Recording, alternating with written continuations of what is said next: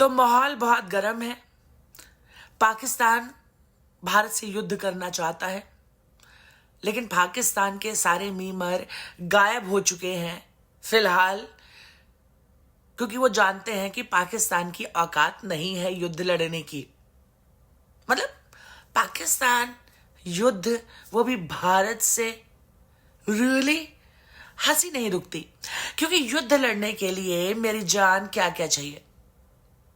बहुत सारा पैसा, बहुत सारे हथियार और बहुत सारा दिमाग भी चाले चलने के लिए। अब देखते हैं कि इनमें से पाकिस्तान के पास क्या क्या है। Reality check. इकोनॉमी की बात करते हैं। 2025 में भारत की इकोनॉमी की अगर आप बात करें तो भारत का जीडीपी लगभग $4.5 ट्रिलियन के आसपास है। और पाकिस्तान का मतलब जीडीपी $350 बिलियन से भी कम है। भाई तुम्हारी जेब में इतने भी पैसे नहीं है कि भारत के एक राज्य के बजट के बराबर तुम बराबरी कर सको और युद्ध लड़ोगे। अब बताइए, आपके पास हथियार कितने हैं? आपकी ताकत क्या है? भारत में 1.5 मिलियन एक्टिव सैनिक है राइट नाउ। 4,600 टैंक है, 800 प्लस जेट्स है। और पाकिस्तान के पास क्या है? पाकिस्तान के पास लगभग 6,50,000 एक्टिव सैनिक हैं, लगभग 2,500 टैंक हैं और जेट्स।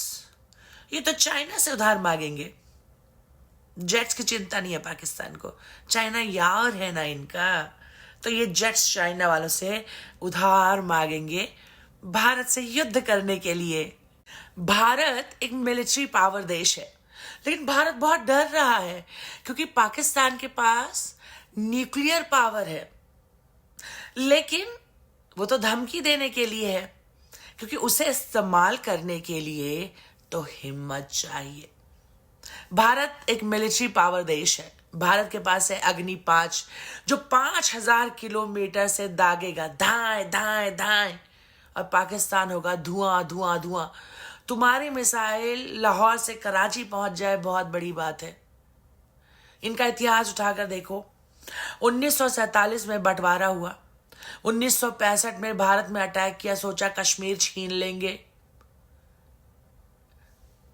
भारत लाहौर तक घुस गया।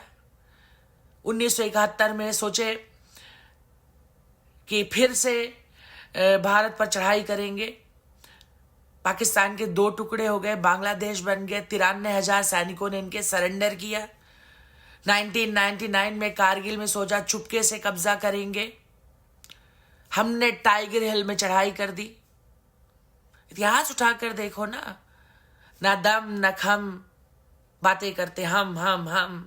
इनकी ताकत देखी, इनका इतिहास देखा। आज की बात करते हैं। आए दिन पाकिस्तानी ट्रोल सोशल मीडिया पर लिखेंगे कि हम भारत को तबाह कर देंगे। अरे भाई, कर लेना तू भारत को तबाह, पहले पाकिस्तान में बिजली तो ला ले। राशन के लिए, आटे के लिए कटोरा लेकर लाइन में खड़े होते हो तुम। हर साल कर्जे के लिए IMF ऑफिस के सामने कटोरा लेकर खड़े होते हो तुम। आतंकवाद तुम्हारा नेशनल स्पोर्ट्स है। और भारत सुपर पावर है। भारत G20 होस्ट करता है, भारत चांद पर पहुंच गया है, भारत टॉप 5, भारत की इकोनॉमी टॉप 5 में है।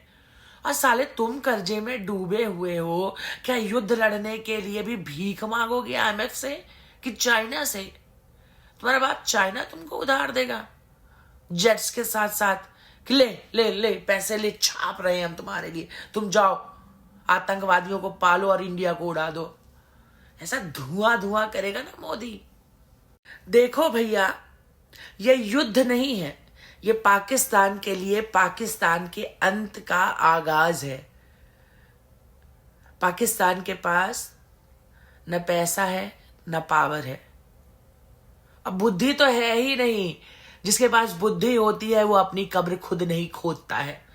और पाकिस्तान ने भारत पर मिसाइल छोड़कर अपनी कब्र खुद खोदी है। कहते हैं ना कि नंगा नहाएगा क्या और निचोड़ेगा क्या। तो पाकिस्तान के पास खोने के लिए तो कुछ बचा है नहीं। तो पाकिस्तान ने सोचा सब कुछ चलो जुए में दांव में लगा देते हैं।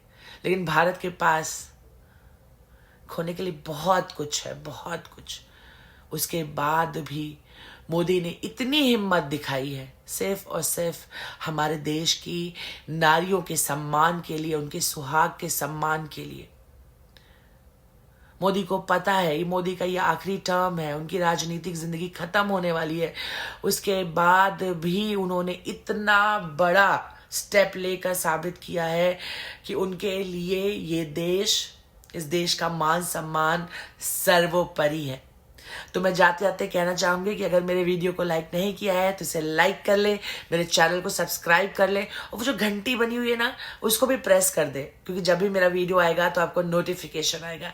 Thank you so much. जय जय श्री राम, जय हिंद, भारत माता की जय।